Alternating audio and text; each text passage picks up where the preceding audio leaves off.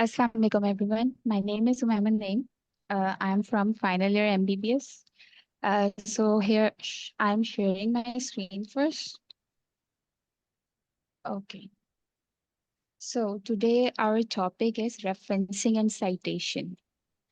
ठीक है, और इसके बाद जो हम थोड़ा सा डिस्कस करेंगे एक रेफरेंसिंग टूल को, that is Zotero. We have a topic of Mendeley too, but unfortunately हमारे जो नेक्स्ट प्रेजेंटर थे Mohsin, he is not available. He has some type of problem in his laptop, तो इस वजह से जो है वो हमें ज्वाइन नहीं कर सके. Sorry for that. ओके, हम स्टार्ट करते हैं. तो फर्स्ट ऑफ ऑल हम चेक थोड़ी सी बेसिक्स के हवाले से बात करते हैं कि what is citation and what is references. ठीक है. तो साइटेशन क्या होती है? साइटेशन एक बेसिकली एक टेक्स्ट है. लाइक सपोज किसी भी आर्टिकल को आप जब पढ़ते हैं, ठीक है, तो उसमें एक इंट्रोडक्शन वाला पैराग्राफ होता है, डिस्कशन वाला मेनली पार्ट होता है, जहाँ पे रेफरेंसेस गिवन होता है. होप सो रेफरेंसेस का थोड़ा सा आइडिया हो आप लोगों को. मैं फिर भी एक दफा आप लोगों को एक आर्टिकल दिखाऊंगी. है जो टेक्स्ट के अंदर नंबरिंग होती है या किसी भी फॉर्म में हाइलाइटेड टेक्स्ट होता है, सोर्स की फॉर्म में गिवन होता है, उसको इन टेक्स्ट साइटेशन बोलते हैं. ठीक है. और अगर उसका लिंक, ठीक है, या उसके ऑथर्स का नाम या उसका जो टाइटल है जहां से भी आपने वो सोर्स ली है, उसका अगर प्रॉपर लिंक आपको कहीं पे मिला हुआ होता है, तो वो एंड ऑफ द आर्टिकल मौजूद होता है और वो एज अ रेफरेंस लिखा हुआ होता है. तो reference is different thing and citation is different thing. Let's see कि इसको किस तरीके से हम देखते हैं. मैं आप लोगों को एक दिखा देती हूँ आर्टिकल. लेट्स सपोज ये वाला आर्टिकल देखते हैं. ठीक है. इसमें आपके पास ये इंट्रोडक्शन है. ठीक है. और इंट्रोडक्शन में लेट्स सपोज इन्होंने ये फर्स्ट लाइन लिखी है और इसके बाद इन्होंने ये क्या लिया हुआ है, एक वन टाइप चीज दी हुई है. तो ये जो इन टेक्स्ट वर्ड दिया हुआ है या जो ये लिंक दी हुई है, दिस इज साइटेशन. ठीक है. और इसके बाद अगर मैं यहाँ नीचे चली जाऊं, ठीक है, तो यहाँ पे इन्होंने प्रॉपर उसके रेफरेंसेस दिए हुए हैं. ठीक है. यहाँ पे इसका प्रॉपर लिंक मौजूद है, पबमेड का, गूगल स्कॉलर का. ठीक है. एंड प्रॉपर एक टाइटल के साथ मौजूद है with authors names and DOI numbers भी गिवन होते हैं. ठीक है. तो यहाँ पे ये रेफरेंसेस आ गए और जो टेक्स्ट में गिवन होते हैं इनको हम साइटेशंस बोलते हैं. ठीक है. Okay, let's get back. अच्छा, अब रेफरेंसेस के अंदर हमारे पास कुछ मेन मेन चीजें होती हैं जो डिफरेंट रेफरेंसिंग स्टाइल्स के अंदर डिफरेंट ऑर्डर में प्रेजेंट होती हैं. लाइक सपोज कि एक ये रेफरेंसिंग स्टाइल है. रेफरेंसिंग स्टाइल्स क्या क्या होते हैं वो हम थोड़ी सी देर में डिस्कस करते हैं. फिलहाल अगर आप लोग ये देखें तो यहाँ पे एक रेफरेंस की एग्जाम्पल दी हुई है. ठीक है. तो यहाँ पे जो फर्स्ट चीज है, यहाँ पे ये क्या है, ऑथर्स के नेम्स हैं, Armstrong, DJ and JC Luck. ठीक है. ये ऑथर्स के नेम्स हैं. देन ईयर गिवन है. ठीक है. In which year the article was published. फिर उसके बाद आर्टिकल का टाइटल है. ठीक है. Comparative study of irritant and type of J receptors in the cat respiratory system. ठीक है. फिर उसके बाद यहाँ पे ये जो है जर्नल का नेम गिवन है and then volume and page number given है. तो बेसिक बेसिक सी चीजें आपको इस रेफरेंस स्टाइल से पता चल जाती हैं. ठीक है. इस रेफरेंसिंग का एक फायदा ये होता है, यूजली यहाँ पे यूआरएल भी गिवन होता है. लाइक सपोज पबमेड का या XYZ कोई भी जगह का आपके पास यूआरएल मौजूद होगा यहाँ पे. ठीक है. यूजली रेफरेंसेस के साथ होता है. अच्छा, एक दिमाग में ये बात आती है कि भाई रेफरेंसेस करना क्यों जरूरी है, हम खुद से भी तो लिख सकते हैं, व्हाई नॉट. खुद से लिख देते हैं सारी चीजें और अपना आर्टिकल पब्लिश कर देते हैं. तो इस तरीके से हम नहीं कर सकते क्योंकि उस चीज के अंदर फिर हमारे पास प्लेजरिज्म आ जाता है. ठीक है. तो प्लेजरिज्म के कॉन्सेप्ट को हम बहुत ज्यादा डीपली टच नहीं करेंगे, लेकिन जो थोड़ी बहुत चीजें हैं कि प्लेजरिज्म क्या होता है, तो मैं थोड़ा सा आप लोगों को बता देती हूँ कि प्लेजरिज्म सिंपली ये होता है कि कॉपी पेस्ट अगर आपने किसी चीज को कर दिया, ठीक है, तो दिस इज प्लेजराइज्ड थिंग. ठीक है. कोई भी चीज एज इट इज किसी की भी आपने ली है, उसको कॉपी किया और अपने आर्टिकल में पेस्ट कर दिया, दिस इज प्लेजराइज्ड. तो हम क्या करते हैं कि यूजुअली चीज हम वहां से लेते हैं एज अ सोर्स, उसको लेते हैं, लेकिन हम उसकी वर्डिंग्स चेंज कर देते हैं. जब इस चीज की वर्डिंग्स वगैरह चेंज कर देते हैं तो that is known as paraphrasing. ठीक है. पैराफ्रेजिंग के भी दो तीन टूल्स होते हैं. तो उसमें जो है यूजुअली क्विल बोर्ड फ्रीली होता है, फ्री यूज आप कर सकते हैं, तो क्विल बोर्ड के थ्रू हम पैराफ्रेज करते हैं. ठीक है। प्लेजरिज्म भी यूजुअली पैराफ्रेज करने के बाद भी प्लेजरिज्म आ रही होती है। ठीक है। तो वो चेक करने के लिए भी कुछ टूल्स हैं जो कि फ्री हैं, वो मैंने दो लिंक्स जो हैं वो यहाँ पे शेयर किए हैं अपनी स्लाइड्स में, एक स्मॉल एसईओ टूल्स के नाम से और एक क्विल बोर्ड के नाम से। ये ऐसे इतने वैलिड टूल्स नहीं है, ठीक है, लेकिन ये फ्रीली मौजूद है। बाकी जो पेड वर्जन्स होते हैं यूजुअली जो कि वैलिड होते हैं। ठीक है। तो अब हम देखते हैं कि थोड़ी सी प्लेजरिज्म की टाइप्स क्या होती हैं।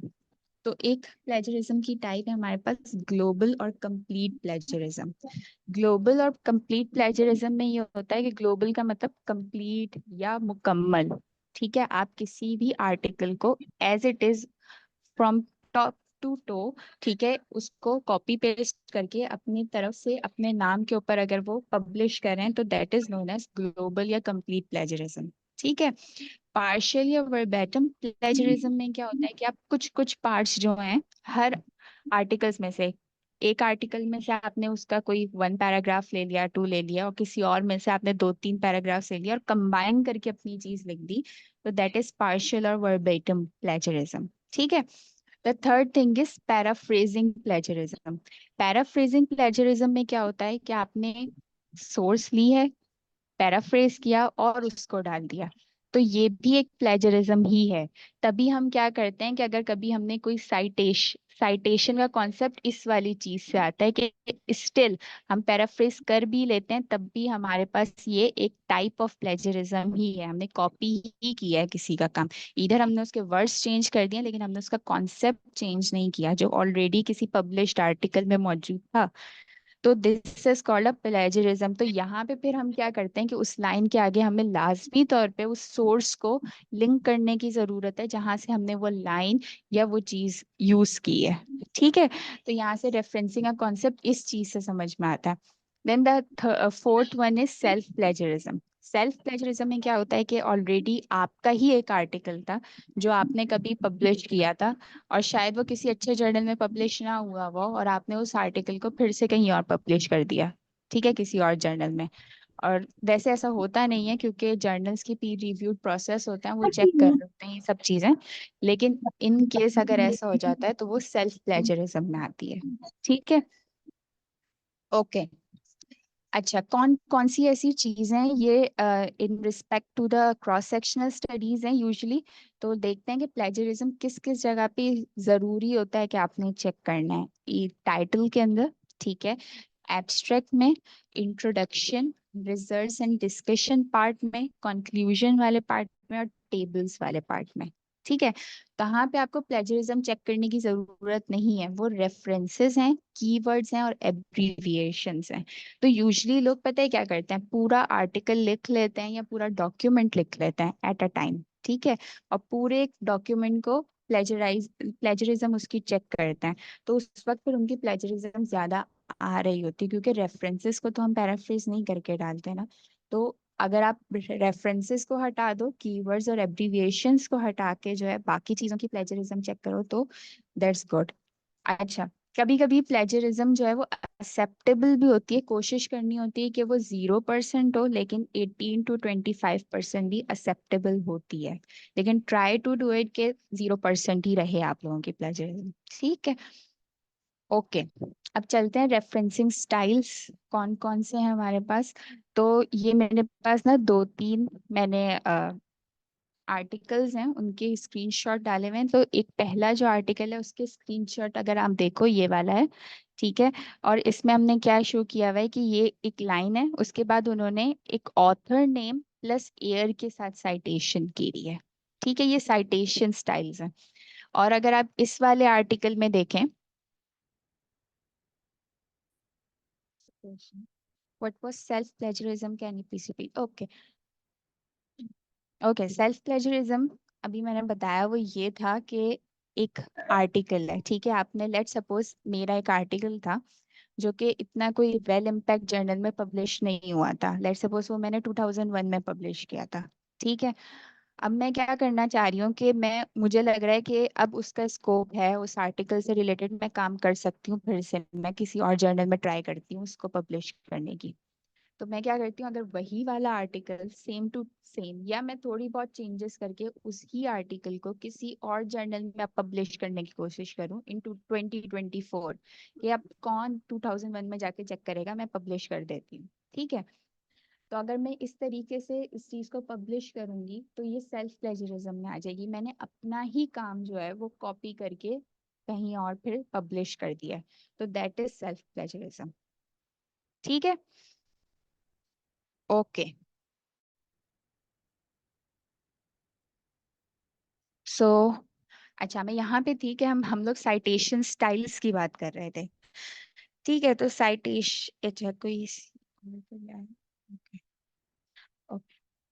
साइटेशन स्टाइल्स की हम बात कर रहे थे कि पहले वाले में जो है इन्होंने जो साइटेशन यूज की हुई है उसमें नेम्स हैं ऑथर्स के, देन ईयर ऑफ स्टडी है।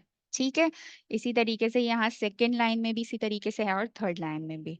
एंड देन आप यहाँ पे देखो, ये जो दूसरा आर्टिकल है उसके अंदर जो साइटेशन हुई हुई है वो इन द न्यूमेरिक नंबर्स हुई हुई है, न्यूमेरिक नंबर के अंदर है। ठीक है, 1 2 है, 3 4 5 6 इस तरीके से।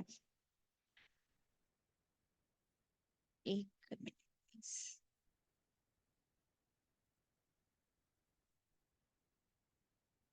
ओके, अच्छा। अब ये वाला अगर हम आर्टिकल देखें तो इसके अंदर जो है इन लोगों ने क्या किया हुआ है, यहाँ पे आपके पास नेम है, नेम के बाद जो है पेज नंबर है। ठीक है, पेज नंबर 24 फर्स्ट लाइन के लिए, देन सेकेंड लाइन के लिए पेज नंबर 133 और ऑथर्स के नेम गिवन है। ठीक है, तो इस तरीके से ये कुछ तीन टाइप की चीजें, एक में नेम और स्टडी ईयर हो गया, दूसरे में न्यूमेरिक फॉर्म हो गई, और तीसरे में हमारे पास जो है वो नेम्स एंड पेज नंबर है। तो अगर यहाँ देखें तो ये डिफरेंट चीजें हैं, ये डिफरेंट स्टाइल्स हैं हमारे पास। मैं सब स्टाइल्स के बारे में नहीं यहाँ पे डिस्कस कर रही, तो मैं थोड़े जो मेनली हमारे जो मेडिकल रिसर्चेस में यूज होते हैं मैं जस्ट उनसे गो थ्रू करवाऊंगी, ताकि कॉम्प्लेक्स चीजें ना हो जो काम की नहीं है हम उस पर डिस्कशन नहीं करेंगे। ठीक है, तो अगर आप यहाँ पे देखो तो जो पेज नंबर वाला था उसका वो referencing style is MLA style. ठीक है, और जो आपके पास नेम और स्टडी एयर के साथ वाला था वो है एपीए स्टाइल। ठीक है, और जो हमारे पास न्यूमेरिक नंबर वाली चीज है वो वैनकूवर स्टाइल है। ठीक है, अब हमें कैसे पता चलेगा कि हमने जो है अपनी स्टडी के अंदर कौन सा स्टाइल यूज करना है। ठीक है, तो वो हम कहाँ से देखेंगे, वो मैं दिखा देती हूँ।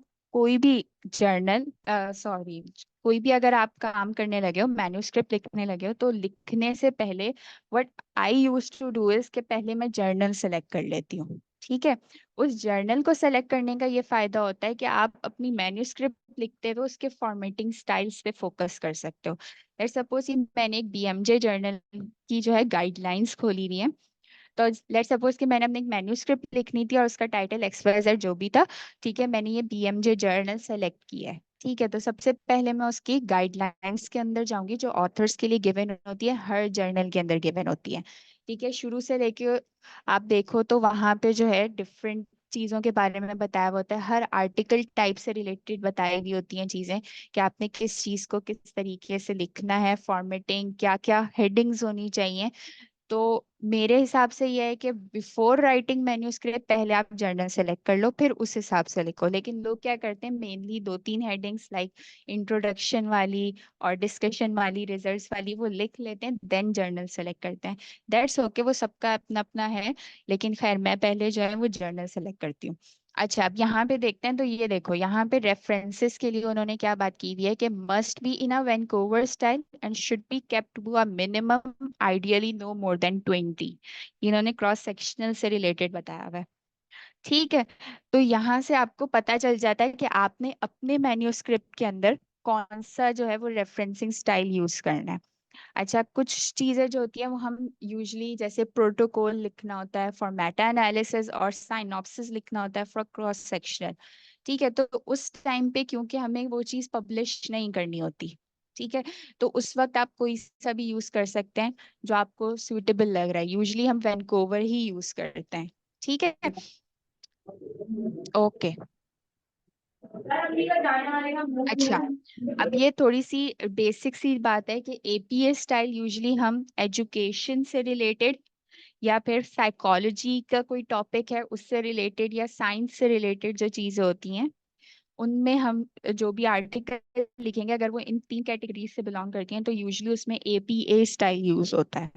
ठीक है। अगर मेडिसिन का कोई टॉपिक है, लेट्स सपोज जो हमारे यूजुअली टॉपिक्स होते हैं उनमें वैंकूवर स्टाइल यूज होता है। अगर आप साइकेट्री का कोई टॉपिक चूज करेंगे ना तो लाजमी तौर पे वहां पे एपीए स्टाइल यूज हुआ होगा, आप चेक भी कर सकते हो जाके। ठीक है। देन ह्यूमैनिटीज से रिलेटेड में एमएलए स्टाइल यूज होता है। ओके। अब यही जो 3 स्टाइल्स हैं उनके रेफरेंसेस किस तरीके से लिखे जाते हैं, वो ये तरीका है कि एपीए स्टाइल में यूजुअली क्या होता है कि यहाँ पे क्योंकि हम नंबरिंग के थ्रू नहीं कर रहे होते हैं काम, ठीक है, नेम और एयर वाली चीज थी, तो यहाँ पे जो रेफरेंसेस होते हैं ना वो अल्फाबेटिकली ऑर्डर लिखते हैं में लिखते हैं। ठीक है। ए वाले सारे पहले आ जाएंगे, फिर बी वाले आ जाएंगे, सी वाले आ जाएंगे, इस तरीके से ही काम चलता है। देन ये आपके पास एमएलए स्टाइल है, इसमें भी अगेन ये देखो बी वाला है, बी ब्राउन, बी बर्डन। ठीक है। तो ये भी अल्फाबेटिकली ऑर्डर में अरेंज्ड है। देन अगेन वैंकोवर वाले में क्या होता है कि अगर आप नंबरिंग के हिसाब से साइटेशन करते हो तो उसी नंबरिंग के ऑर्डर में आपने अपने रेफरेंसेस लिखने होते हैं। ठीक है। तो ये वैंकोवर वाली चीज है। ओके। अब हम चलते हैं कि हमने ज़ोटैरो को कैसे यूज करना है, तो उस चीज पे आ जाते हैं। अच्छा, पहले मैंने आप लोगों को डाउनलोड करना सिखा देती हूँ कि ज़ोटैरो अगर किसी के पास डाउनलोडेड नहीं है तो ये वेबसाइट यूआरएल नेम है www.zotero.org। ठीक है। इसके अंदर जाएंगे तो यहाँ पे ये आपके पास फर्स्ट लिंक आ रहा है, तो यहाँ पे ये डाउनलोड वाला लिंक जब आप सेलेक्ट करेंगे तो ये कुछ इस तरीके का लैंडिंग पेज देगा। ठीक है। तो यहाँ पे अगर आपके पास विंडोज वर्जन है तो इसके लिए डाउनलोड डायरेक्ट दे रहा है, अगर कोई और वर्जन से तो यहाँ से आप जाके अपने मैक ओएस के लिए या किसी और चीज के लिए यहाँ से अपना वर्जन सेलेक्ट कर सकते हैं। ठीक है। यहाँ से आपने डाउनलोड करना है, ऑलरेडी मेरे पास डाउनलोड है तो I am not downloading it. बाकी यहाँ जो है ये एक्सटेंशन है गूगल क्रोम, अगर आप यूज कर रहे हैं तो गूगल क्रोम के लिए होता है, अगर इनकेस आपने कोई और यूज करना है तो यहाँ पे फायरफॉक्स है, एज कनेक्टर के लिए भी है। तो जो भी आप लोगों का ब्राउजर नेम है आप उस हिसाब से जो है इसका एक एक्सटेंशन डाउनलोड कर लेंगे। ठीक है। सिंस मैंने इसको अभी भी डाउनलोड करके रखा हुआ है, इसको प्रेस करते हैं तो इनकेस अगर आपने डाउनलोड नहीं किया हुआ होगा तो यहाँ पे ऐड टू क्रोम का ऑप्शन आ रहा होगा। अभी फिलहाल मेरे पास रिमूव फ्रॉम क्रोम का आ रहा है क्योंकि ऑलरेडी ये वाली ये है मेरे पास जो है एक्सटेंशन मैंने ऑलरेडी डाउनलोड करके रखी हुई है। ठीक है। ओके। अच्छा, अब देख लेते हैं कि ज़ोटैरो का इंटरफेस कैसा होता है। तो ये ज़ोटैरो जब आप डाउनलोड करेंगे और उसको ओपन करेंगे तो कुछ इस टाइप का इंटरफेस होगा। ठीक है। यहाँ पे लेफ्ट साइड के ऊपर आपके पास आपके कलेक्शंस होती हैं, तो ये माई लाइब्रेरी है। अगर मैं इस पर राइट क्लिक करूंगी तो एक ऑप्शन आता है न्यू कलेक्शन का। ठीक है। इस पे क्लिक करूंगी तो यहाँ पे मैं लेट सपोज अभी नैरेटिव रिव्यू लिखने लगी हूँ तो मैं यहाँ पे रिव्यू का एक फोल्डर बना लेती हूँ। सही है। यहाँ पे मेरे पास एक रिव्यू का फोल्डर ऐड हो चुका है। अच्छा, यहाँ पे अब कुछ चीजें ऐसी हैं कि जिनके थ्रू मैं या तो यूआरएल के थ्रू ऐड कर लूँ, किसी अगर आर्टिकल का मुझे यूआरएल पता है तो मैं के थ्रू ऐड कर सकती हूँ, या लेट सपोज अगर मेरे पास कोई ऑलरेडी सेव्ड फाइल है तो मैं attach stored copy of file के थ्रू भी ये काम कर सकती हूँ। ठीक है। आई गेस किसी ने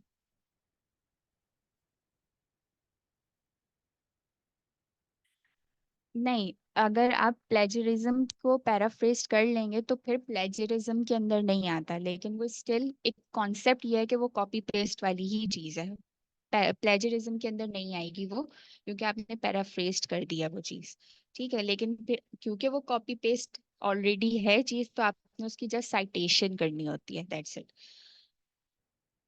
साइनॉप्सिस वर्सेस मैन्युस्क्रिप्ट का क्या डिफरेंस है? साइनॉप्सिस आप कोई भी काम करने से पहले, लेट्स सपोज कोई भी मेरा टॉपिक है, मैंने अभी कोई भी काम नहीं किया है, पहले मैं उस पर साइनॉप्सिस लिखूंगी। ठीक है। और इसके अलावा मैन्युस्क्रिप्ट क्या होता है, जब आपने पूरा काम कर लिया, आपकी डेटा कलेक्शन हो चुकी है, आपके रिजल्ट्स बन चुके हैं, इन द एंड जब आपने जर्नल के अंदर पब्लिश करना होता है वो आर्टिकल, तो उस वक्त जो आप डॉक्यूमेंट बनाते हो वो आपका मैन्युस्क्रिप्ट होता है। ठीक है।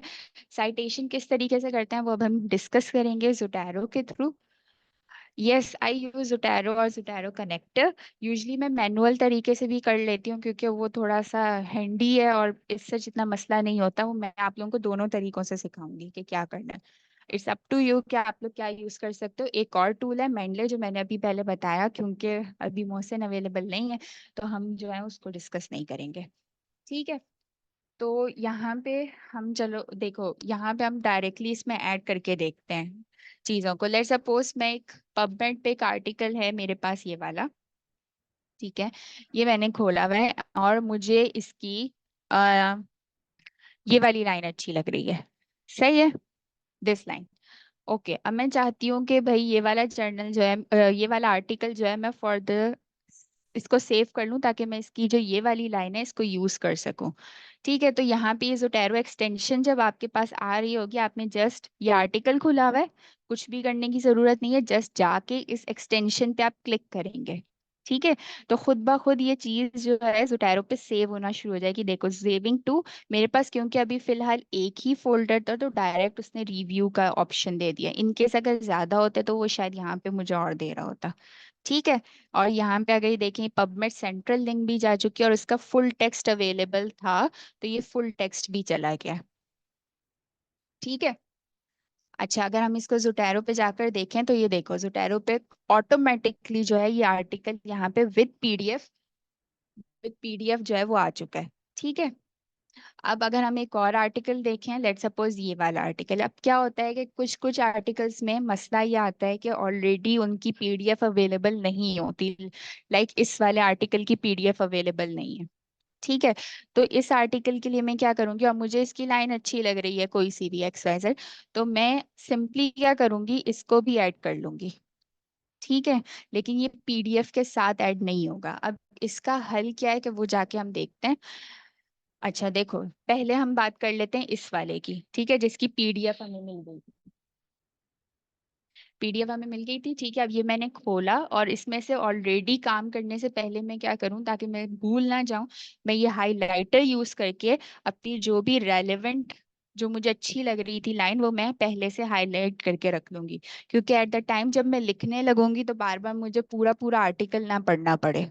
ठीक है, लेट सपोज यहाँ पे ये वाली लाइन भी अच्छी लग रही थी, इसको भी मैंने अपने पास सेव कर लिया है। ठीक है, हाईलाइट कर लिया।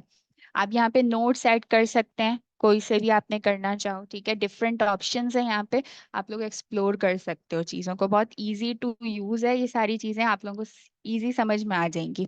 जो अभी फिलहाल काम की बातें हैं वो हम अभी फिलहाल डिस्कस करें। ठीक है, ये चीज़ हमने हाईलाइट कर ली। ओके, अब अगर ये वाला है, अब इसकी पीडीएफ अवेलेबल नहीं थी, अगर मैं इसको क्लिक करती हूँ ना तो ये मुझे वेबसाइट के ऊपर लेके जाएगा। ठीक है, जहां से पबमेड की जहाँ पे एंट्री हुई थी वहां पे लेके जाएगा। और अगर इन केस मैंने बाद में खोला तो जाहिर सी बात है मैं वेबसाइट पे जाके तो हाईलाइट नहीं की हुई होंगी चीजें मैंने। तो यहाँ पे ये वाला मसला आता है। या तो आप साइंस हब पे जाके उसकी पीडीएफ, लाइक सपोज इसकी पीडीएफ यहाँ अवेलेबल है, इसको मैं डाउनलोड कर सकती हूँ और पीडीएफ अपलोड कर दो वहां पे मैन्युअली खुद जाकर।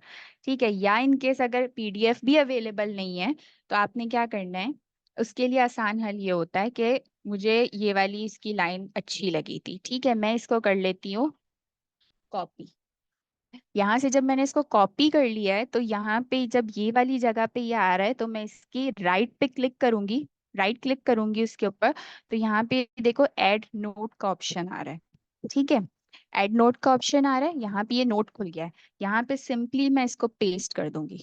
ठीक है, तो अब मुझे बार बार इसको वेबसाइट पे जाके खोलने की जरूरत नहीं है, इसका मैंने नोट यहाँ पे ऐड कर दिया है। ठीक है, तो पीडीएफ अगर जरूर नहीं भी अवेलेबल तो इस तरीके से मैं काम कर सकती हूँ।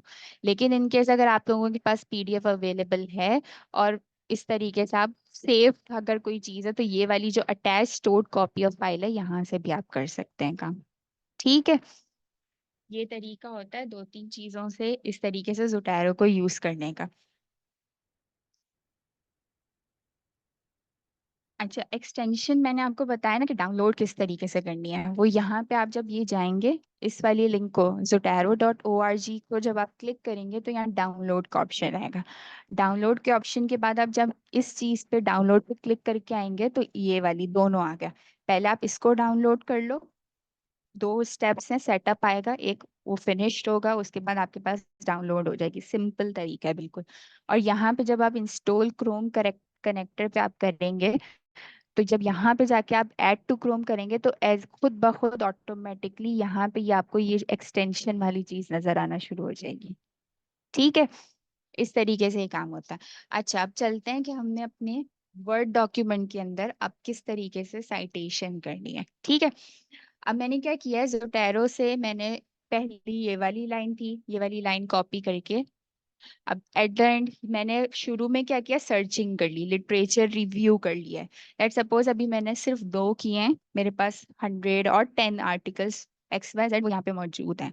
अब टाइम आया है फॉर राइटिंग, ठीक है। तो राइटिंग के लिए हम वर्ड यूज करते हैं यूजुअली, तो ये वर्ड की चीज है, ठीक है। इसमें मैंने ऑलरेडी यहाँ जो जो चीजें सेव की थी फॉर द टाइम सेविंग मैंने ऑलरेडी एक पैराग्राफ लिखा हुआ है, लेकिन आप लोग क्या करोगे कि यहाँ पे जैसे इस वाले आर्टिकल की ये वाली लाइन मैंने अच्छी लगी हुई थी वो मैंने लिखी हुई वहां पे, ठीक है। और इस वाली की जो हाईलाइटेड वाला पार्ट था वो मैंने किया हुआ है सेव, ठीक है।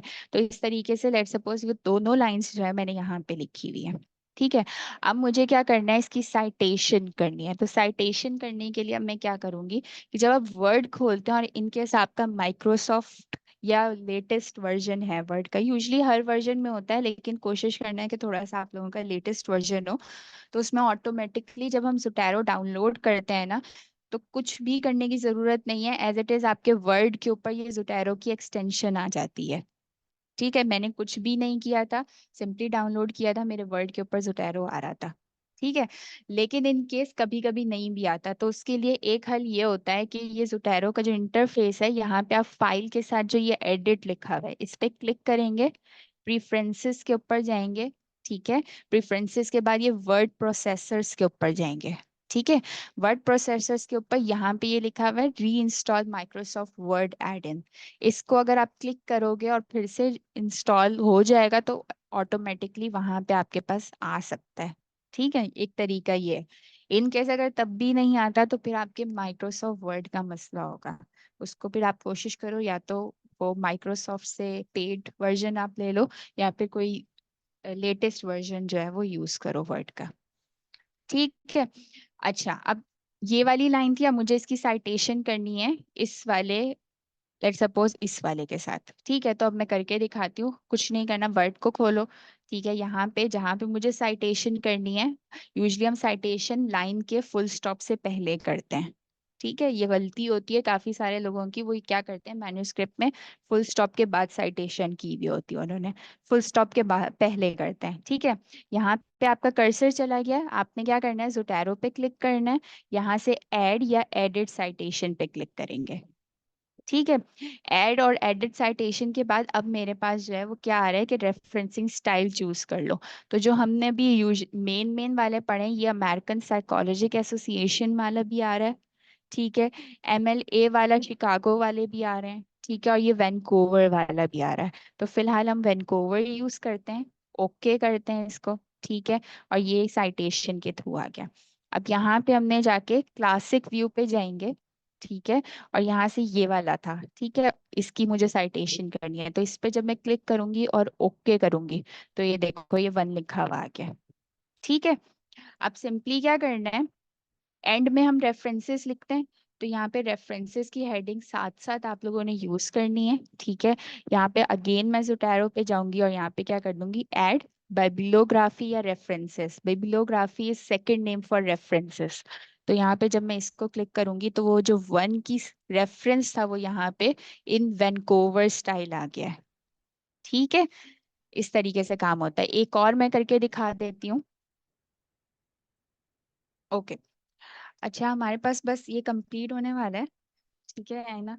तो उसके बाद हम वाइंड अप करते हैं, आखिरी थिंग है, ओके। ये वाली चीज अब यहाँ पे एक और दफा मैं करके दिखा देती हूँ ताकि रिवाइंड हो जाए चीजें। फिर से साइटेशन पे क्लिक करेंगे, ठीक है। क्लासिक व्यू में जाएंगे एंड नाउ मुझे ये वाला करना है, तो इसको क्लिक करके ओके करेंगे एंड हेयर टू आ गया ऑटोमेटिकली, सही है। इस तरीके से काम होता है। इन केस अगर आप लोगों से Zotero पे काम नहीं हो रहा तो हम 5 मिनट के अंदर एक मैनुअल तरीका भी यूज करके मैं दिखा सकती हूँ। वो ये तरीका है कि लेट सपोज यहाँ पे मुझे साइटेशन ऐड करनी है, तो कर्सर यहाँ पे लेके आएंगे, रेफरेंसेस के ऊपर जाएंगे, ठीक है। एक ये छोटा सा एरो दिख रहा है, ठीक है। इस छोटे से एरो पे क्लिक करेंगे, यहाँ से ये एंड नोट पे क्लिक करेंगे, ठीक है। ये एक छोटा सा विंडो बॉक्स ओपन हो चुका है, इसमें एंड नोट पे क्लिक करेंगे, एंड ऑफ द डॉक्यूमेंट आ गया। यहाँ से नंबर फॉर्मेट 1 2 3 कर देती हूँ और यहाँ से कंटिन्यूस करते हैं। ठीक है, अप्लाई करके अब मैं इसको इंसर्ट करती हूँ, इंसर्ट एंड नोट। ठीक है, तो अब मैंने एंड नोट की जो है वो यहाँ पे ये 1 आ गया सुपर स्क्रिप्ट में। अब यहाँ पे अगर इनकेस मुझे अब वैनकूवर ही चाहिए तो यूजली पबमेड के ऊपर वैनकूवर स्टाइल गिवन नहीं होता। अगर आप साइटेशन डायरेक्टली यहाँ से देख रहे हो तो ये पबमेड का है। ठीक है, पबमेड की ये साइट पे अगर आप जाएं तो यहाँ पे आपके पास जो है ये एनएलएम फॉर्मेट कोई गिवन है। इसके अलावा ये 2 3 फॉर्मेट्स गिवन होते हैं, वैनकूवर गिवन नहीं होता। वैनकूवर के लिए आप यूजली ये करते हो कि इसको कॉपी करो। ठीक है, गूगल स्कॉलर के ऊपर जाओ। मैं गूगल स्कॉलर को, एक minute.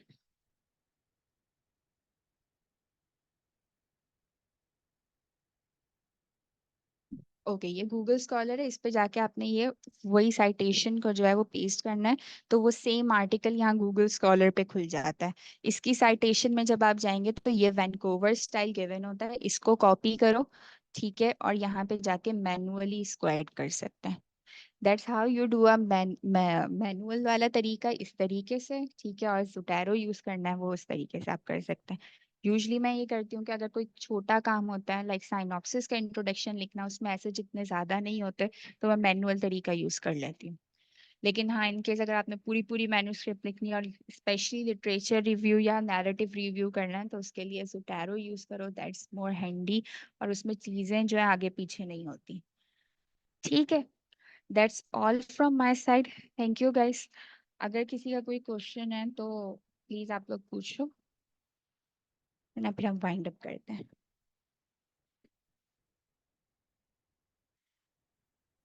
Word document thing, manual वाली thing.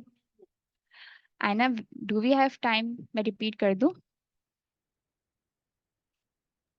We have around 2 minutes. Okay, okay, I am doing again. देखो, अगर आपके पास उटेरो नहीं है, सिंपली ये वाली लाइन है, इसकी रेफरेंस करनी है। मैं फिर से सारे स्टेप्स रिपीट कर रही हूँ। यहाँ पे ये रेफरेंसेस का ये ऑप्शन गिवन होता है, इस पे आप क्लिक करेंगे। ठीक है, ये छोटा सा एरो बॉक्स ओपन होता है। ठीक है, इसमें जाके आपने एंड नोट्स को क्लिक करना है। ठीक है, नंबर ऑफ फॉर्मेट 1 2 3 कर देते हैं, अप्लाई करना है। ठीक है, और इसके बाद इसको छोड़ देना है। ठीक है, अब उसके बाद फिर से रेफरेंसेस पे क्लिक करेंगे और डायरेक्टली इंसर्ट एंड नोट करते हैं। तो यहाँ पे ये एंड नोट आ गया मेरे। ठीक है, ये 1 पे आ गया, क्योंकि ये ऊपर नीचे था तो इसने पहले वाले को 1 कर दिया, दूसरे वाले को 2 कर दिया जो मैंने पहले यूज किया था। खैर, ये वाला आ गया रेफरेंस। तो यहाँ पे बिल्कुल एंड ऑफ द डॉक्यूमेंट आपको इस तरीके से ये दे रहा होता है। ठीक है, अब आपने सिंपली क्या करना है, कोई भी पबमेड का आर्टिकल है उसके साइटेशन को, ये वाली साइटेशन है, इसको कॉपी करेंगे। ठीक है, कॉपी करने के बाद जो है इसको आप क्या करोगे, जाके गूगल स्कॉलर के ऊपर आपने इसको पेस्ट करना है। ठीक है, आप पेस्ट करेंगे, वही वाला आर्टिकल गूगल स्कॉलर में खुल जाएगा। वहां से आप उसके वैनकूवर स्टाइल को यूज कर सकते हो इन वर्ड डॉक्यूमेंट, इस तरीके से। ठीक है, ये तरीका होता है। That's it.